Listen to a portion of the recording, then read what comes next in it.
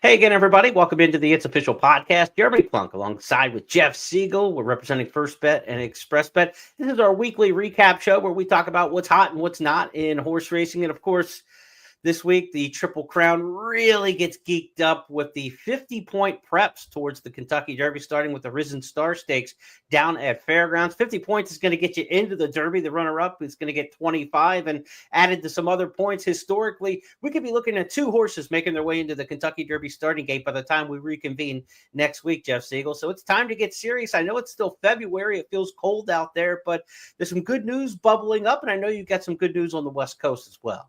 Well, yeah, I mean, the purses are being raised. It usually goes the other way. Now, the business has been good. Sizes are up, which, let's face it, that's the key. You know it as well as I do. If you have big fields, you're going to get people to gamble. If everything's a 5-horse field with a 3 to 5 shot, nobody cares. But this year, with the Northern California horses shipping down, and they're cheap, but at least they're competitive. And I was kind of surprised, quite frankly, that those races are filling quite well. So how long that will last, I don't know. But at least for this year, the Northern California horses are making the cards better than they would be otherwise. So it's good, and we're enjoying it out here. Yeah, congratulations out there. I don't know who hit it. It wasn't a player with First Bet or Express Bet, but somebody took down the 20-cent jackpot pick 6 yesterday at Turf Paradise for $575,000 wasn't a mandatory payout. It was just strictly a single ticket jackpot pick 6 winner. So good work there. And Jeff, believe it or not, a 6 to 5 shot closed out a $575,000 single ticket. You would not expect. Usually when you need to eliminate everybody and be the only ticket, you can't be sitting on a 6 to 5 shot in the closeout leg, but it worked out. So already a big week for somebody out there in racing. We're going to get started with our 5 topics in each and every week here. Starting in 2025, our first topic of the week is Jeff Siegel's Goosebump Award. Who got him up out of his chair and got the goosebumps on his arms and down his legs while he was watching last weekend? Jeff, let us know who got you wound up in the last 7 days on the racetrack. The one that earned the Goosebump Award this week is the fastest 3-year-old in the country, according to the Buyer speed figures. Now, it's a sprint, and I'm not saying he's a Derby horse because he's not. But colloquially, who I remember from last summer, I don't know if you do, if you remember him, he was one of 2 horses on a hot shot maiden race at Belmont, New York, at Belmont at Aqueduct, I think. That had run that one last week and then disappeared. He actually got beaten nose by a horse named Mentee, if you know him. Track record maiden win last summer at Aqueduct, but then he disappeared. Well, he came back in a maiden race on Friday of last week, and kind of waiting for him to show up. He was bet like he couldn't lose, and he didn't. But boy, was he fast! Was he impressive? And again, from the first crop of Vacoma, this is a major player in the 3-year-old division. He's not going to be a major player in the Triple Crown class, though. They're not going to run him long for a while. But we get to enjoy him at least into the summer, and then he'll step out of his comfort zone, and then we'll really see how good he is. Colloquially is his name. George Weaver trains, and he was breathtaking in his maiden win last week. They reach the top of the stretch, and the front two are well clear. It's 1-900 trying to hold off the charge. Colloquial is now rolling down the center of their track, and here comes Colloquial, and Colloquial is run right by 1-900. It is far back to the rest as Colloquial and Manny Franco are opening up here late, now up by 4 widening lengths, a 16th left to go. No doubt, the 3-year-old by Vacoma. Colloquial wins geared down impressively. 1-900 is well clear of the rest, finishing second. 116-4 over a rather dead track at Aqueduct. That's a 106 Buyer speed figure, as you mentioned. Not Triple Crown nominated, not pointed to the Triple Crown, as you mentioned.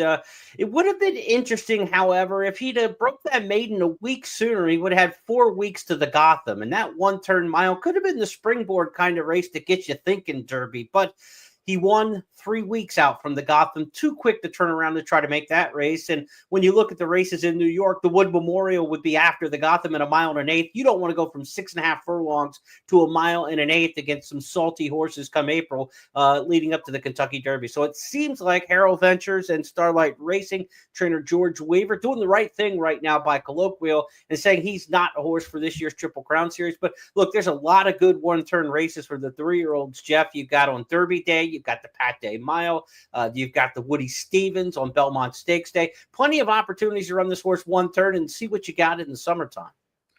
Absolutely doing the right thing with them. Again, maybe that wouldn't be the case if this race took place a week earlier, but they're up against the 8 ball here. So, I mean, why press it? You've got yourself a terrific prospect. He's a colt that should be kept around one turn until such time as you decide to stretch him out. And then you can get a little creative. Once you get a couple of grade 1s out of the way, which this colt certainly would be capable of achieving based on the 106 buyer number that he earned in this race, then you can start playing around, see what you can do. But again, he was so impressive last summer in his debut, even losing by a nose, would have won that race in another step. Then something happened. They had to stop on him, brought him back here, wins this maiden race. There's got to be a race, I would think. You tell me, Jeremy, what about something at Keelan around one turn? Is there a 3-year-old race there for him?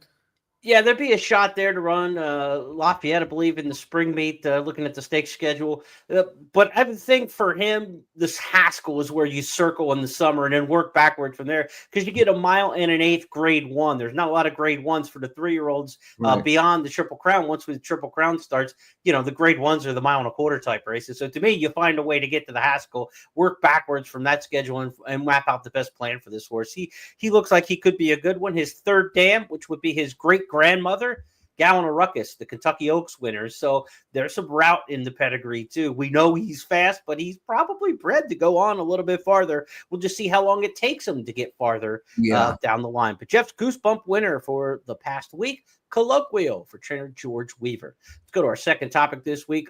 It's official time to talk the Triple Crown tracker. A lot going on. We were at Tampa Bay Downs last weekend for the Sam F. Davis Stakes. We've got some big races coming up this weekend, and we'll talk about in just a bit, and also pool for the Kentucky Derby future wager of this week. Now, Jeff, let's talk about that Sam F. Davis Stakes. I had 4 horses I thought that were potential Triple Crown caliber type horses in there. Trinity of Rome didn't run a jump. He ran a really poor race, but the other 3 ran 1, 2, 3. They were the top 3 wagering choices in the race, and I thought they went into the Sam F. Davis as potential Triple Crown horses, and I thought all 3 came out of it also as potential horses. John Hancock, Owen Almighty, and Poster. I thought they all ran representative races to their talent, and I think they keep moving on the trail. That's a pleasing race because I like the way Flavien Prat rode John Hancock. You're tempting, stretching out to maybe take a hold, see if they'll rate. And again, he went for it. And Owen Almighty went with him. And it was a match race from start to finish. And I remember thinking as the field hit the far turn, and you and I both liked John Hancock in this race, I said to myself, okay, now here's the moment of truth, because he's got a good, seasoned, professional, experienced 3-year-old right by his neck. John Hancock himself, very lightly raced, coming out of that maiden win. And I said, if he's as good as Jeremy and I think he is, he'll probably win, but that's a big if. And the way he dug down deep and fought off Owen Almighty, when Owen Almighty actually stuck his head in front at the 8 ball. But instead of going on with it, John Hancock, fought him off. The only thing that bothers me, Jeremy, and I don't know whether I should believe this or not, but the buyer number of 85 is not the kind of number that you would expect a Derby type of horse to be earning at this time of the year. I mean, he should be faster if you believe it. Now, maybe you might say, that's a bad number. I don't believe it. I'm going to assume he's good because I saw the race with my own 2 eyes and I know it's good.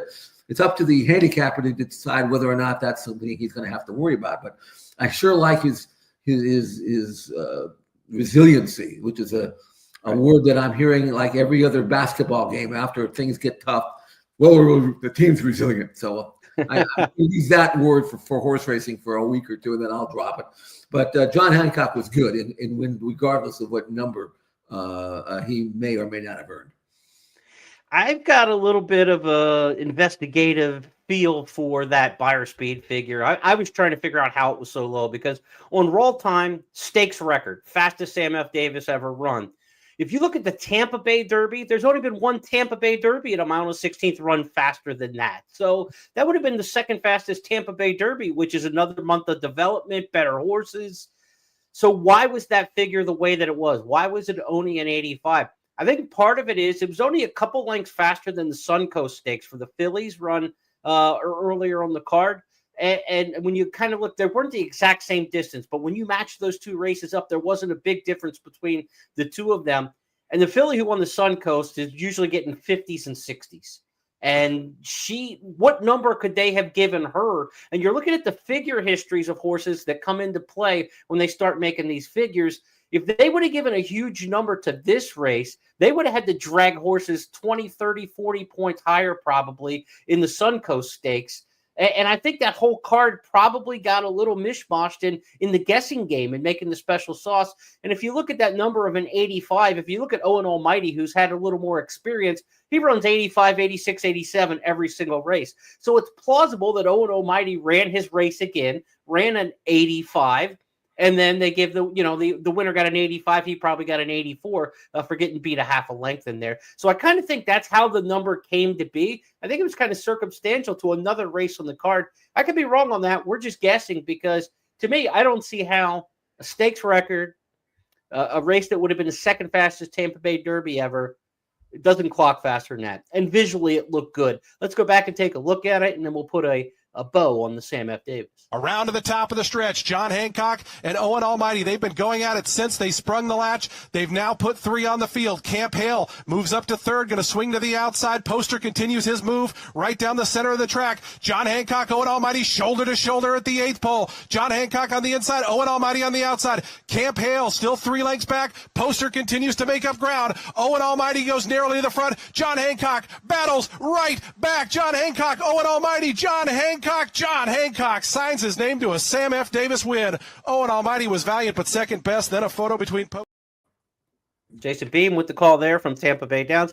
I thought it was visually pleasing. I thought Poster did enough in there coming out of the Remsen Stakes. As I wrote in Countdown of the Crown last week, and we talked about on our podcast, I thought Poster was a race away from his best. Kind of a haphazard workout tab, a little stop and go with some weather issues at Turfway where he was training for much of the winter. He had the one workout locally, a bullet work over the track for Owen Hardy down at Tampa, but he looked like he'd be a race away. Mile and a 16th, maybe, about where he belongs. I know he wanted a mile and an 1/8 and a slow Remsen, but pedigree-wise, all 3 of these horses might be better around the mile and a 16th. So I think they may all be horses that come back for the Tampa Bay Derby. They all make sense to just stay at the mile and a 16th. But we know these connections when you're looking at Brad Cox, Brian Lynch, Godolphin, and Owen Hardy. They all support Keeneland very well. These are likely horses either for the Tampa Bay Derby or the Bluegrass. I would say between these 3 horses, you're probably going to get 2 in one race and 1 in the other. But I'd say, Tampa Bay Derby Bluegrass is where you're going to see these Sam F. Davis horses next. Yeah, I think that Brad's going to wait. I don't think he's going to run him back. He already said that he probably would not be that thrilled bringing him back in a month. So you might see him in Keeneland. That makes sense to me.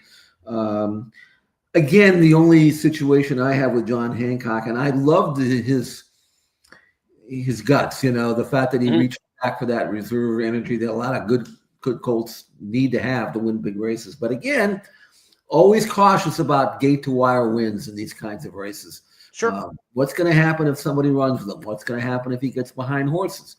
I mean, that's the same issue I have with Citizen Bull. I don't know. I mean, so they still have a lot to prove. And I'm not saying that they should change his style. I mean, if you make the lead, win any race, you can win it by however you can win it and worry about whether or not he needs the lead down the road somewhere. He either does or he doesn't, but win the race the way he can win it, which is why I was happy to see John Hancock allowed to show his natural speed. But I don't think he's coming back in a month. I think he'll probably wait, and then we'll find out maybe more about John Hancock than we actually know right now. Yeah, I think Owen Almighty feels like a Tampa Bay Derby horse. I Yeah. think he comes back in that race. He's been in part of the series from the Pasco to this race, the Davis, and then I think he stays at Tampa. That makes a lot of sense there. And of course, Windstar Farm, part of the John Hancock, located there in Lexington. That makes a lot of sense for that horse to show up at the Bluegrass. And Brad Cox always has a fast horse that you have distance questions about running in the Bluegrass. They tend to run very well there. So he makes a lot of sense on pattern to be Brad's horse towards the Bluegrass Stakes. Let's talk about some other 3-year-olds making news here. Jeff, it was starting to get a little worrisome with the horse Barnes for Bob Baffert, the $3 million plus yearling, who's now 2 for 2. He didn't work last weekend. It's time to get a little nervous. Didn't work Saturday on pattern, didn't work Sunday, didn't work Monday. We're getting ready for our Tuesday show, and lo and behold, who showed up on the workout tab but Barnes this morning, working a bullet fastest of 34. It was on a 10-day gap in the workout tab. Are you concerned, or does everything seem okay? We do not have the video yet in as we record our podcast. You can be sure to check that out on first.tv. The old XBTV is now first.tv. Be sure to go there to check out the workout for Barnes this morning. Yeah, Bob Baffert, I've watched him train forever, and he's pretty by the book. He doesn't try to do anything fancy, and if a horse doesn't come back and work, there's usually a reason. It might be a very minor reason. Maybe who knows? I'm not even going to speculate. But, when you miss a work like that, and then you miss the next day and the next day and the next day, then you start saying, this could go on for a while. But fortunately, Barnes was able to work this morning. So whatever he may have had, nothing to worry about, 58 and change. I'm eager to see the workout. He's a very flashy workhorse. He always looks good when he breezes, so I'm sure he'll look good here. Whether or not he went in company or not, I don't know. But he is going to run. We don't know where. I don't think Bob might not even decide that for a while, but he's got options for sure. Stay in California, go out of town. I'm not sure I'll be shipping Barnes anywhere right now. Just stay here where the weather's good. But I'm eager to see that workout. So he did well, and it's good to see it because right now he is my number one prospect. Until such time as somebody beats him, I think he might be a little bit more versatile than his stablemate, who obviously is good as well. But I like him, and I want to see that workout. I can't wait to see it.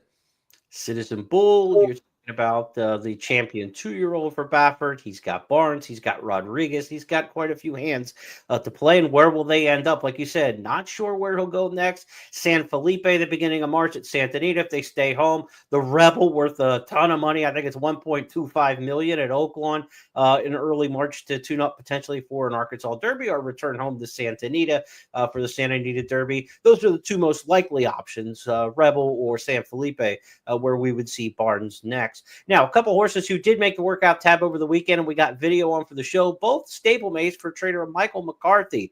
Bullard is coming off a third place, disappointing finish in the San Vicente Stakes, where he was behind the aforementioned Barnes. Now, let's pick up Bullard and working here in company. He's going to be in the 2-path to the outside. He's outside of Uncle Evco in this. They're going to pick up some other company from the back as well. But, Jeff, give us a sense of Bullard. This is a horse who won the Bob Hope. He broke his maiden at Del Mar Labor Day weekend. But then in the San Vicente at 6-5, he had no match for Barnes late. Ended up getting beat 6 lengths in there. Which direction is this son of Gunrunner going? I don't think he's going forward. I don't think he's going backward. I think he's kind of staying where he is, which is really not what you want to see at this stage of the game. You need to start stepping forward. He's being niggled out a little bit. That horse on the outside is going to run with him. It wasn't part of the team, just kind of hooked in there. So it was an okay work, but he didn't go fast. He went 1 minute and 4/5. I would have been more impressed if he'd gone in 1 minute or 59 and change. He's being ridden out here. The only good news about him was that he did change leads not even on cue, a little late, but at least he did it. Whereas in his last race, he didn't change at all. So I'm thinking that he's doing okay, but I don't see a lot of step forward in him. Now, the other colt that Mike's got, I think that's the one you want to follow. That's the one named Journalism. We're going to pick his work up here from over the weekend. This is a Sunday work. He's on the inside here with an older horse, Phosphorescence. You talked about Barnes being your number one ranked 3-year-old. Here's mine, Journalism. So we get to talk about him in the same segment. What do you make of the work and Journalism in general? Good work here. That's a whole older horse. That's a much better horse he's working with than Bullard worked with.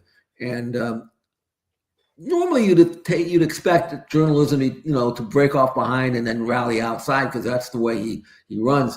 But he was placed on the inside. I think they wanted to get a little bit more stiffer work. This made him work the entire distance, and that's not his style. But it was still a very good work. And you see, this is what a 59-4 work's supposed to look like. I mean, this is not a minute 101 and 2 or something like that. This is a good work, good gallop out, and he is stepping forward. I like the advancement in his training and his development. He'll come back and work again in a week, and he'll probably work in 58 and change or 112 and whatever it is. He's going where I want him to go, and then we'll find out how good he is. But right now, he's really, really good. Now, there's a Triple Crown Fantasy League draft tomorrow night. Media members from around the country. I've been a part about this one for about 25 years. I drew in the lucky pill pool. I drew the number 1 overall draft pick in the 12-team league. So I've got to pick between Journalism and Barnes, and I got 24 hours to figure it out because that's what I'm down to. So if any of the other players in the league are out there listening in, I don't know which way I'm going to go yet with 24 hours to go. Well, yes. That's that. I don't participate in those kinds of things, although I would if I just got around to doing it. But that's kind of fun. And I don't know if Journalism is really quite a number 1 pick. You can trade down to 3 or 4 and still get him, Trade down and get him, yeah, right. We need to work that out. I don't think we have trades in the league where we can pull that out. You got to have trades, Maybe you want an 8 or 8 and it gives you 2 chances in the first round as opposed to 1. Because Journalism's not going to be anybody else's number 1. No, but he's not going to be around at 22 when I wrap all our 24 when I wrap all the way back around in the second. No, that's why you got to deal. You got to deal a little bit here. So, anyway. One other bit of news in the workout front amongst these 3-year-olds: Disco Time, the winner of the Lecomte Stakes, has not worked back for Brad Cox since that Lecomte Stakes win. It's been a while now. He should have been back on the workout tab. So one horse we want to keep our eye on is Disco Time. He's not a part of the Risen Star this weekend. That was never expected, but you'd assume he'd have been back on the workout tab now 4 weeks since the Lecomte Stakes. So keep an eye on Disco Time. I know he's part of the Kentucky Derby Future Wager, which we're going to bring up right now. And so if you're gambling this weekend in the Future Wager, these are the kind of things you kind of want to keep in mind, right? Where horses are and whether or not they're going to make the starting gate or not. Here are the 40 individual entrants. I know it's a huge graphic. We're just going to leave it up here while we talk about it. Graphic from Churchill Downs in the morning line from Churchill Downs odds maker Mike Battaglia. All other 3-year-olds are the 9-2 morning line favorite at this point. The individual entrants, if you look at number 6, Citizen Bull, 6-1. He's the low price on the board at this point. He is now favored over Barnes, which is interesting because Barnes was the individual wagering choice by the public back in pool number 3. But Citizen Bull has come back since then, and he did look good in his comeback victory last time out. So Battaglia's got Citizen Bull at 6. He's got Barnes, the first entrant alphabetically, at 8-1. You also got East Avenue at 15. He runs this weekend. If you want to bet East Avenue, this is a bad weekend to do it, unfortunately, because he's going to be running in the Risen Star. We'll talk about that race in just a moment.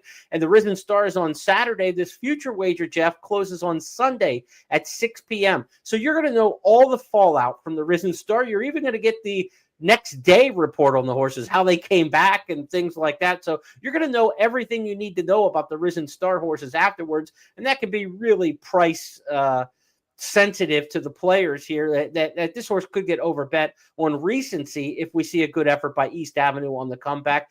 Taking a look at these 40 individual or 39 individuals and 40 betting interests in the Future Wager, Jeff, any names stand out to you? Any prices? I'm looking, and the horses, the colts that I like are all lower than I would want to take because it's not just winning the race. That's hard enough. You have to get there. Yeah. And that's part of the equation where you always have to factor that in. So I'm looking at Barnes. I like Barnes. But am I going to get that much less than 8-1? Maybe I will if he goes out and say runs the San Felipe and runs off and hides, then wins the Santa Anita Derby. Maybe he'd be lower than that. But how many Derby favorites are that much lower than say 3-1, 5-2? I mean, Right. You really have to be a standout. So I don't know if there's any bargains there. I think Sandman at 40. I wouldn't take anything less than 40 here. Sandman might be okay. I mean, he's got a lot to prove, but at 40-1, you could maybe take a flyer on him. I like Sovereignty at 20-1. I only like him at 20-1, but his issue is how can he make the race? He's only had a couple of breezes this year, so I don't even know where he's at from a training standpoint. Everybody else on that field looks good. Even Journalism at 20-1. If I was tempted, maybe I would take 20. That wouldn't be the worst thing in the world. I could see that. That would be River Thames I like, but he's 25, and I would want a little bit more than that from him based on the fact that he's going to have to step forward. I certainly would not take 6-1 on Citizen Bull. That would be a no-no for me. I too many question marks for him, not the least of which is he going to make the race, which he should, but I mean, need the lead types you don't need them at 6-1 at this stage of the game. Yeah, John Hancock at 25-1 is one who could end up being some value if he comes back in the Bluegrass and runs big and wins that, because he's probably one race away. These other horses on the list, almost all these other horses on the list are 2 races away from being, Poster, John Hancock. The horses who ran last weekend probably have one more race left in them. The others, even the ones running in the Risen Star, are going to go Risen Star Louisiana Derby, Risen Star Bluegrass, maybe up to the Wood Memorial. So, but a lot of these horses still have 2 more races. So from a gambling standpoint in the futures, there is some value to be found in only having 1 more race left, right? I mean, that's less obstacles between now and Derby Day. John Hancock, if he were to win the Bluegrass Stakes, would probably go to Louisville. Brad Cox, with the Bluegrass winner, probably goes to Louisville in single digits. So if you can get 25 now, and there's only 1 more race to go, that might be a little bit of value. We'll see here as the betting ensues this weekend. He could be a horse who goes a lot shorter than that 25-1 offering. You got to watch the tote and see what kind of final offering you got. Again, these are not fixed odds. These are Mike Battaglia's pari-mutuel morning line odds. They'll change as soon as wagering ensues on this Friday through Sunday on the Kentucky Derby Future Wager. Jeff, final thought? Yeah, I just want to ask you, the all other 3-year-olds at 9-2, isn't it get a little late for the all others? If you haven't raised your game enough to make top 39, would you want 9-2 just on a random chance that somebody who's not listed there would actually not only run in the Derby, but actually win it? Yeah, I mean, I'm looking at my top 20 from last week. Matticat Road, I think, is okay for Baffert, but he's not on the list. But then he's in the all-other list. He's probably the highest-ranked horse who's not part of this. Tiz Tastic's on this list already. He's kind of one I've got down at the bottom. My top 20 is kind of all here. I wouldn't touch all others right now based on that list. I think they've got fairly good coverage of the top 39 at this point, based on the way I like them. And so, I wouldn't touch that at 9-2 at this point. So 1 start, 2 starts, that's kind of part of the juggle as you're trying to decide in the Kentucky Derby Future Wager. Pool number 4, again, you can bet that with First Bet and Express Bet and at wagering outlets around the country coming up this Friday through Sunday, 6 o'clock.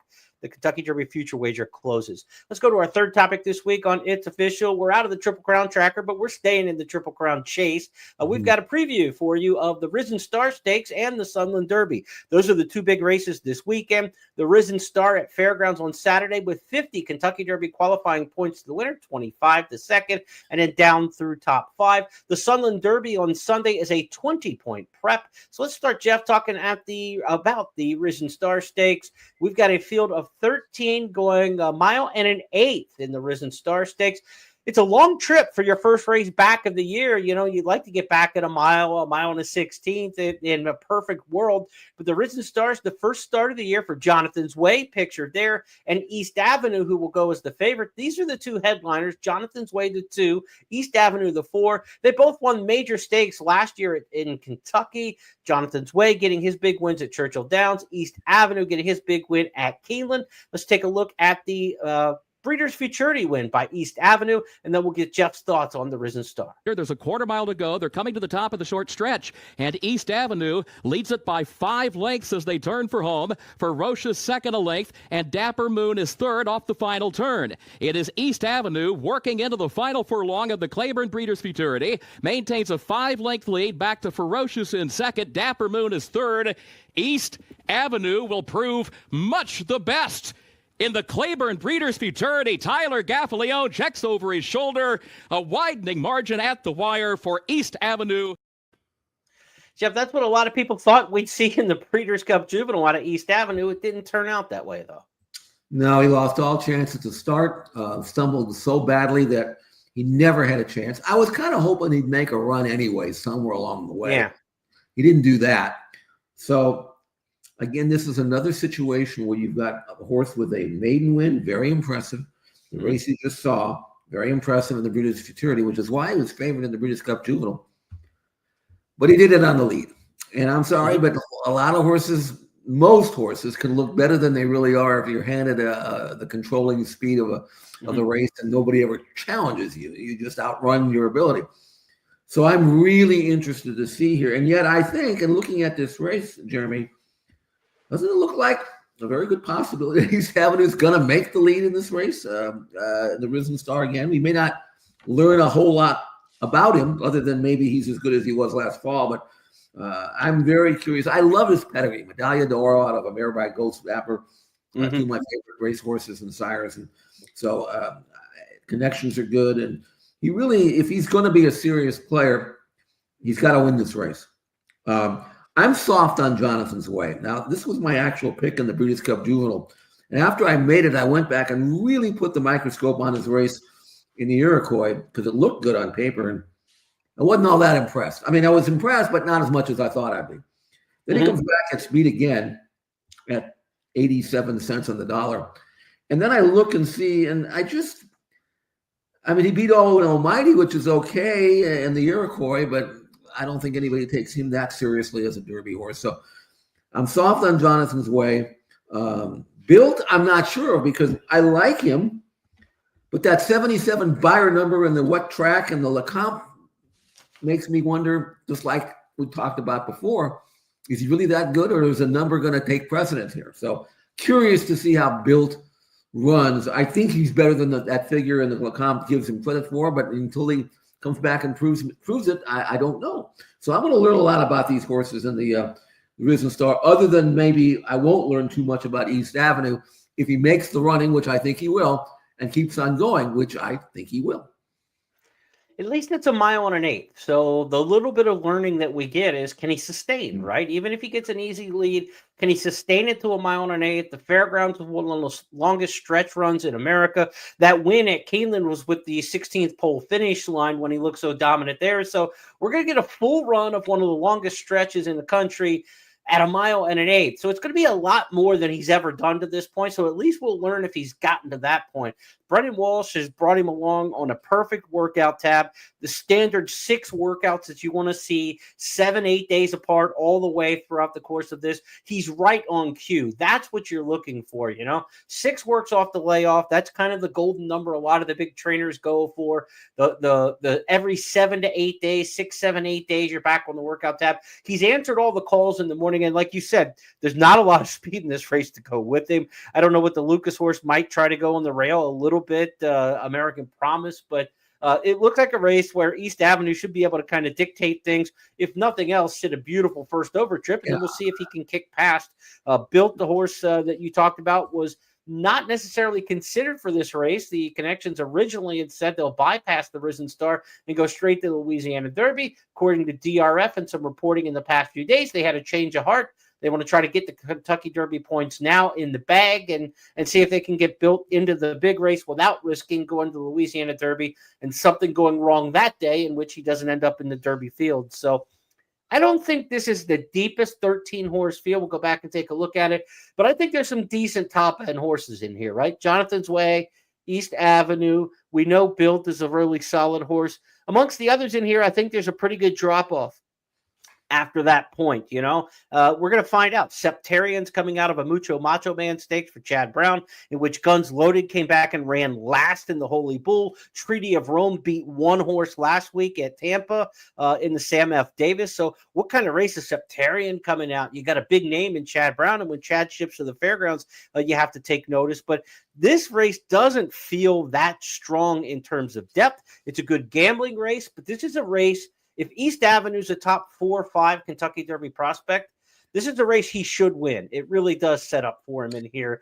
But it's a tough test, first time off the bench, going long here at 9 furlongs. And not only, but one thing I want to say real quick about the 9 furlongs, that actually might play into his favor, because at 9 furlongs, that opening quarter and a half is going to be soft.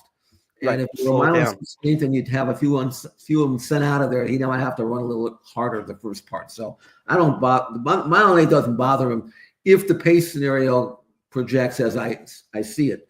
Again, I want him to run well. We could use a colt like this in the mix, and he's got a chance to get back where he was last fall before that debacle in the Breeders' Cup Juvenile, in which he absolutely had no chance. Who knows? Maybe we'll see the horse of the year in the Risen Star. Happened last year. Sierra Leone started his 3-year-old campaign there off of his Remsen effort, and he went on to be horse of the year by the end of the season. Risen Star Stakes, Saturday at the fairgrounds. The other race, as we look ahead to the Derby preps this weekend, the Sunland Derby coming up on Sunday. A lot of changes with the Sunland Derby. This used to be a mile and an eighth race. It's cut back to a mile and a 16th. It used to be a end of March kind of race where people kind of tinkered with the idea of this is our last prep. We've got the points now. We're just going to wait for the Derby. You can't do that now because it's a 20-point prep race and it's moved up into February. So it's earlier, it's shorter, and it's worth less Derby points. So the Southern Derby is going to be a stepping stone, not a final destination for whomever comes out of this race with more Kentucky Derby dreams. Let's take a look at the field for the Sunland Derby. This race has been drawn. A field of 9 have entered in here. Getaway car for Bob Baffert, the big headliner in there, of course, who's got major stakes wins on the resume. The others are out to prove something for themselves. Touchy's a horse for Wesley Ward, who's run against some decent horses. Mackenzie Street gets away from the horses in Southern California like Getaway Car does and tries to find a little bit easier spot. Now, this is a horse trained by Tim Yakteen. Justin Evans will be the program trainer in New Mexico as they head to Sunland Park to run here. But word is that I've gotten is the Yakteen will maintain training Mackenzie Street, but this is a situation where shipping to New Mexico, Justin Evans will saddle the horse and be the trainer of record for Mackenzie Street, Jeff. So what do you make of the field for the Sunland Derby? I mentioned Mackenzie Street. I often will make reference to horses whose buyer number rises with every start. I'll say this colt's run 5 times. In every race he runs, the buyer number raises maybe not dramatically, but it gets faster and faster and faster. Mackenzie Street has got the absolute opposite angle, and that's not what you want to see. Yeah. Mackenzie Street's gone from 81 to 79 to 76 to 74 to most recently a 68. He's headed in the wrong direction in every start of his career. So I'm a little soft on Mackenzie Street, although he will be part of the pace, and he could impact the race that way. As for Getaway Car, he's in New Mexico. Now, you remember the original plan was to send him in Dubai, to Saudi Arabia.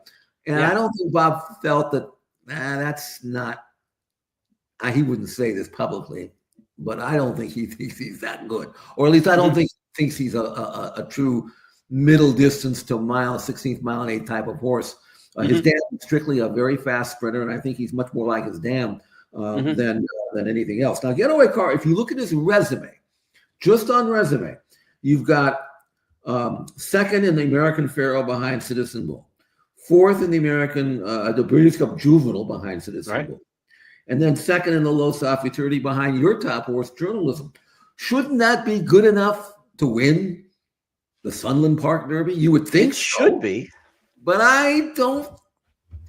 I'm not confident.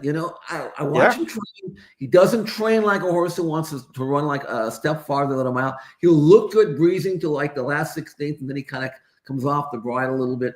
And in a race that might have a little bit more speed than you think, I wouldn't gamble 2 cents on Getaway Car. But first of all, because he's Baffert, he's going to be shorter than he should be. And second of all, I don't really trust him at a mile and 16th. I think if 7/8 to a mile around one turn, he might be pretty good.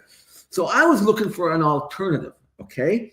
And I looked at this Robertino Diodoro colt on the rail, who they gave a lot of money for, even though he was running a Turf Paradise, that is undefeated in 2 starts. Mm-hmm. Maiden came back and won a allowance race. He looks really good on form, doesn't he, Jeremy? It looks dangerous. Sure. I went back and watched his video, and this is what you have to do if you're really serious about handicapping. You got to go back and watch the video and hope that the visual matches the paper. Mm-hmm. So I went back and watched him, and I said to yourself, I wouldn't bet 3 cents on this horse. He doesn't change leads. He had a perfect trip. He beat nothing. He got easy trip on the rail. He wasn't really striding out towards the end. I wanted to like him so much. I can't bet on him. So, Smashes is a fast horse. If they let him roll, and maybe they can outrun the speed. Maybe he gets loose in the lead. And if no late speed materializes, he might be dangerous. I don't know much about Caldera at Oaklawn, but he made a huge jump in his buyer number from 64 to 82. Seems to me those Oaklawn numbers jump around a lot, though. So I don't know what, Wayne's here, broke his maiden. He's going to go right into a stakes with any kind of 3-year-old he's got. So whether or not the horse really belongs here or not, I don't know, but you knew Wayne was going to find a race for him. Jeremy, I'm really at a loss for this race. I go up, I go down. I don't really have a feel. Maybe you can help me out here. Well, we got the Friday to figure it out. Our handicapping podcast, first call on Friday. We'll probably look at this race, the Sunland Derby, towards Sunday, and I'll have a full analysis of it in Countdown to the Crown as well, released on Friday, countdowntothecrown.com, as we take a look at the contenders for the Sunland Derby. I don't have it doped out just yet. Not sure which direction we're going, but like you say, on resume, the race should run through Getaway Car. We'll find out if that's the case. Sure. Let's talk about our next topic here on It's Official this week. And this horse is going to get the award for most times mentioned on the podcast without running. His name is Nysos, and Jeff says he's back and he hopes he stays this time. Nysos on the workout tab, Jeff, in recent days for Bob Baffert. Half mile 49-2 back on the 9th, which was Sunday. This was one of the better 3-year-olds. You say maybe the best of the 3-year-olds from last year. At the time he was racing, he was. But to me, I really think that if he makes it back, he'll be a top horse. He's training really well. And this is the second breeze back. He had a breeze last October, and he really wasn't ready to come back and train, apparently. But he just floats over the ground. Just beautiful mover, 49. This is exactly what you would want to see in his second work back. He hasn't been out since winning the Robert Lewis last year, a little over a year ago. He was undefeated in 3 starts. He's very fast on numbers, won all of his races by a pole. And to me, he would have been the Derby winner, at least at the time I was thinking about that, until he had to be stopped. And I don't know what stopped him. I don't think it was soft tissue. It might have been something else. But bottom line is he's coming back better than ever. And you're right. He is the world record holder for being mentioned on this show without actually running. Okay. So I just hope he runs so we don't have to talk about him not running anymore. Right.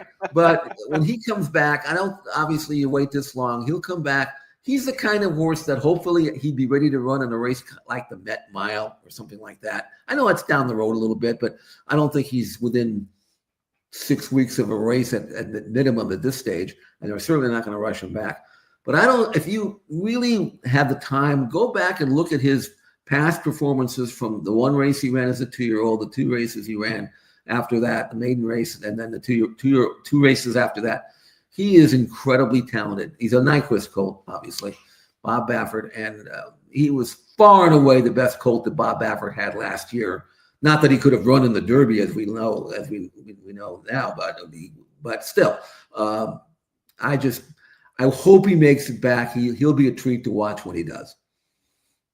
As you mentioned in your notes to me pre-show, he's been on more milk cartons than he has been on racetracks, right? I mean, they're trying to I didn't find know him when who you he listen to was. Children Report, Nysos. Where are you, Nysos? We had him back on the workout tab on Sunday. That's good news for the handicap division, which could use an infusion, especially in Southern California.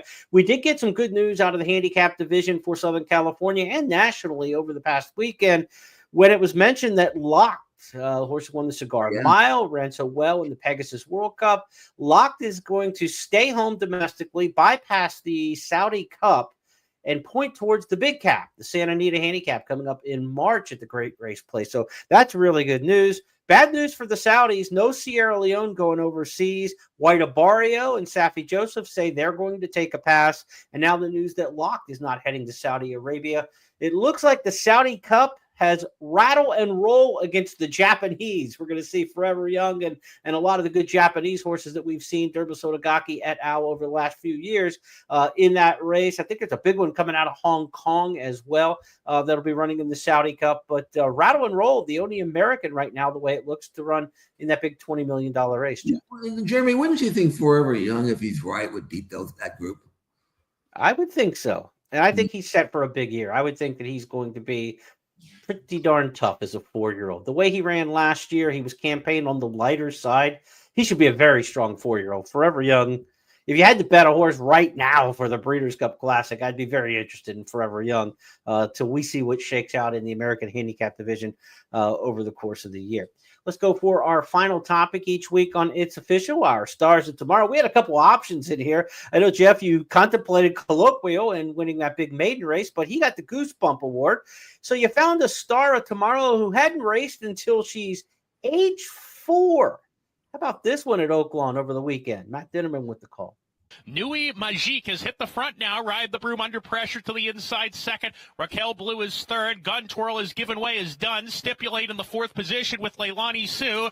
Nui Magique coming down the lane, increasing the lead to 3. Now it's 4, maybe even 5. Nui Magique all alone on the lead. Stipulate coming out of the pack to take second. But this $1 million purchase kicking off her career in style. She kicks it off the right way. Nui Magique, a runaway winner for the coach, Dwayne Lucas.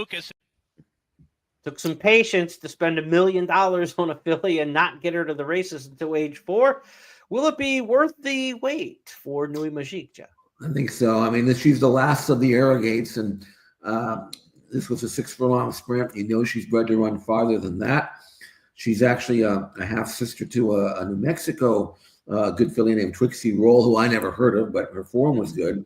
The dam herself is a half-sister to the dam of Caleb's Posse, Breeders' Cup Dirt Mile winner, and good stakes winners.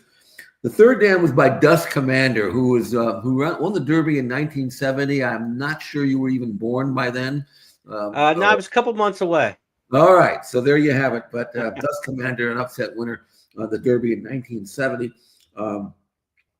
And produced a horse named Mr. Ross, who was a big shot in Oaklawn a few years back. So the family's there, and sprinting that way. If you think that if you get an Arrogate prospect that can win sprinting, he or she should do better routing. I really think that Wayne Lucas has got himself a really good prospect, even at age 4. Again, $1 million 2-year-old training purchase, so she's always been well regarded. Finally makes it to the post, and bigger and better things to do. She is a Star of Tomorrow. I don't know how quickly she will become one at age 4, but you don't want to have a Star of Tomorrow as a colt that makes his debut at 4. But then you go the all Triple Crown races. You got to run against older horses. But I found in personal experience, when they become 4, it doesn't matter with fillies. You just go out and win as many stakes as you can, and then you're worth something. So I think she will be worth maybe $1 million, maybe more.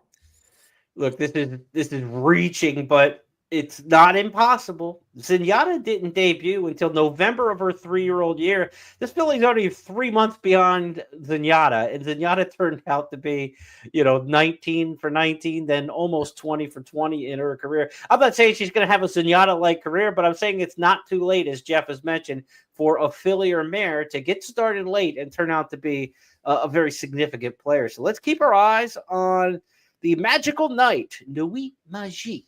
as she goes on with her career for trainer Dwayne Lucas, where we'll see her next. Probably more action during the course of the Oak Lawn meet. Who knows? By April, maybe they give her a shot in the apple blossom. Maybe she'll try to pull a Zenyatta and win the apple blossom as well. But we'll keep an eye on Nui Magique, our star tomorrow. Yeah, exactly. Let's recap this week's It's Official topics. Our Goosebump Award this week went to Colloquial. Big time second start winner off the long layoff at Aqueduct for trainer George Weaver. 3-year-old to watch there. Our Triple Crown tracker took us to Tampa Bay Downs, where John Hancock and Owen Almighty put on a stretch drive where Poster rallied for third. I think all 3 of those horses move along the Triple Crown Trail. We looked at some workouts for Journalism and Bullard, the Michael McCarthy trainees. Undefeated Barnes got back on the workout tab this morning. 5/8, 58 and 4, fastest of 31. To the Risen Star and Sunland Derby preview, we talked about the fields there, where East Avenue, last year's Breeders' Futurity winner at Keeneland, is the controlling speed, perhaps in the 9-furlong Risen Star. And we'll see if the Bob Baffert resumed getaway car just outclasses him in the Sunland Derby field on Sunday. He's back, and we hope he stays off the milk carton on the work tab. It was Nysos for Bob Baffert. Also some news there in the handicap division. Locked will bypass the Saudi Cup. And to the stars of the tomorrow, star of tomorrow was Nui Magique for Dwayne Lucas, winning at Oak Lawn Park in her much-awaited career debut at age 4.